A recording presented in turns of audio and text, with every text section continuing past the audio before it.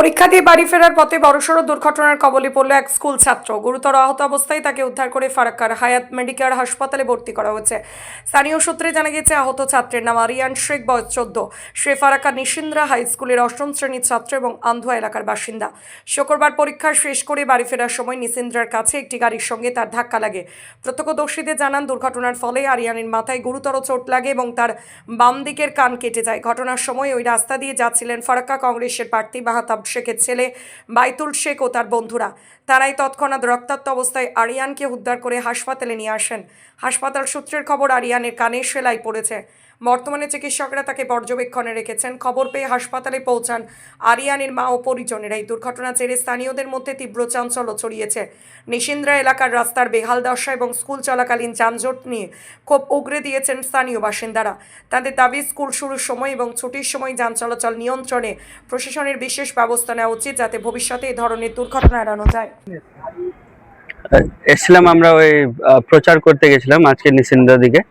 দিয়ে গাড়িটা যখন আমাদের এনটিপিসি মোড়ের দিকে যায়, তখন আমরা দেখি একটা স্কুল স্টুডেন্ট নিশিন্দ্রা স্কুলে পড়ে, ও স্কুল স্টুডেন্টটা বাড়ি যাচ্ছিল।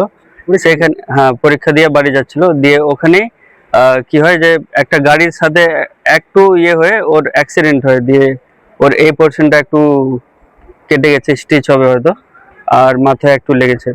তো যা রাস্তা আছে ওদিকে বুঝতে পারছেন নিশিন্দ্রা কেমন রাস্তা, কাটানো যে অবস্থা আছে, ওটার জন্য তো মানুষের হয়রানি হয়।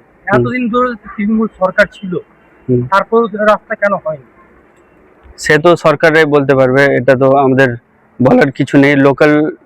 লোকালদেরকে এটা একটা উদ্দেশ্য নেওয়া উচিত, যখন স্কুল টাইমিং আছে সেখানে একটা ব্যবস্থা নেওয়া উচিত, যে গাড়িটা অ্যাটলিস্ট একদিকে দাঁড়িয়ে থাকে, স্টুডেন্টরা পাস করে, তারপরে আবার হয়তো 15 মিনিট পরে আবার গাড়িটা শুরু হয়, ওরকম একটা ব্যবস্থা নেওয়া উচিত। তারপরে আমরা সঙ্গে সঙ্গে যেমন হলো, বাচ্চাটা খুব সাহসী ছিল, ও কিন্তু কান্না করেনি, ওর ব্লাডটা ভালো হয়ে গেছে। আমরা ওকে ধরে একটু গাড়িতে নিয়ে এলাম হায়াতের দিকে। হায়াতের ডক্টররা দেখছেন, টেস্ট হয়েছে, এখন স্টিচ হবে ওর। এমনি বাচ্চাটা এখন সুস্থই আছে, কিন্তু কাটাচ্ছে আরিয়ান। বয়স ওর কত হবে? 13-14 হবে। ওর নাম হচ্ছে আরিয়ান, ক্লাস 7 এ পড়ে না 8 এ পড়ে। পরীক্ষা দিয়ে আসছিল। এখন কি এখন টেস্ট হয়েছে একটা, চেকআপ করছে। তারপরে এবার টেস্ট হয়েছে একটা, তারপরে এখন স্টিচ হবে। আমরা ওয়েট করছি ওটার জন্য। এখন তাহলে পরিস্থিতি ভালো বলতে পারবো না, ওর তো ব্যথা হবে অবশ্য। যখন একটা স্টিচ হয়, যখন ইনজেকশন করে তখনই বুঝতে পারেন যে কত ব্যথা হয়। তো স্টিচে তো 3-4টা স্টিচ লাগবে মনে হচ্ছে আমার, তো ব্যথা তো হবে ওর।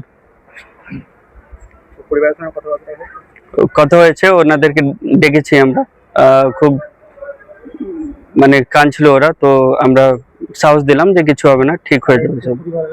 হ্যাঁ, লোক এসছে, ওর মারা এসছে, ওর ভাইরা এসছে, চাস্তো ভাইরা এসছে সব। আমার পরিচয় বাইতুল শেখ।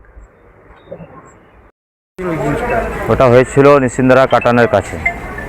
কি হয়েছে ঘটনাটা হয়েছিল, ও এক্সাম দিয়ে বাড়ি ফিরছিল, ঠিক আছে। ও বাড়ি ফিরছিল, সামনে ও একটা গাড়ির সাথে হ্যান্ডেলে লেগে, মানে যাক ও মানে বাইপাস করেছিল, হ্যান্ডেলে লেগে ও কিন্তু পড়ে যাওয়ার পরে ওর খাম খোটা হয়েছে, কানের কাছে কেটেছে, মাথায় চোট লেগেছে। আর যেটা দেখেন ব্যাপার হচ্ছে, ওখানে আমরা ওখানে ছিলাম না, আমরা গিয়ে ওখানে তো লোক তো জমে আছে। ও ফটাস করে নেমে কি করলো, বাইতুল শেখ ও ওখানে গিয়ে দেখে যে ওখানে ভিড় কেন জমে আছে, দেখলো কি একটা অ্যাক্সিডেন্ট হয়েছে। অ্যাক্সিডেন্ট দেখছি রক্ত বেরিয়েছে। ও কি করলো, নিজের মানবিকতা ভেবে ও নিজের গাড়িতে ও সিটে বসিয়ে ইমিডিয়েট ও মানে আপনার হায়াত হসপিটালে ভর্তি করে। কি রকম এই উদ্যোগটা?